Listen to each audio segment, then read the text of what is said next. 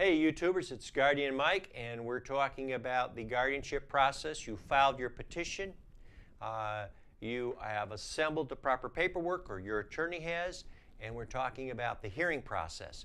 We talked about the normal hearing process where you're going to walk away with a guardianship, letters of authority, a guardian appointed.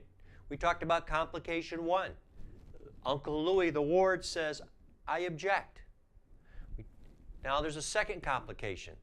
Uncle Louis may not object, but somebody in the family says, listen, I object. That's an interested person. Uncle Louis could have a spouse, could have kids, and they say, you know, you have filed this petition, and you're the neighbor, and you don't know the real situation, and so somebody else out there can object. That could be an adult protective services worker, could be the guardian ad litem could object, could be a neighbor. Typically, it's a family member who comes in and says, I have a better idea. So you have to be prepared for that. Some of the things you want to do before you file your petition is to maybe assemble the family, see if you can build a consensus. And it's been my experience, the judge is going to want to know if there are, Uncle Louis has 6 kids, is it a split? Is it a 2 to 4? Is it a 3, 3, 1, 5? People don't think like that. It's just a big picture. Where is the split at?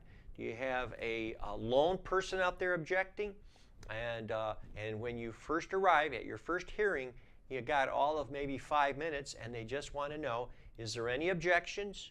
If there is objection, Uncle Louis will be appointed an attorney.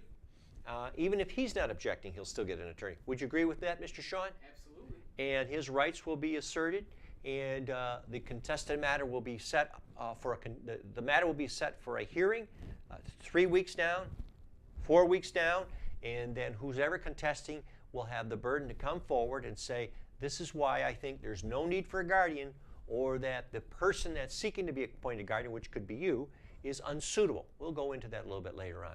But I think that's just an introduction of one of the complications that can occur at that hearing.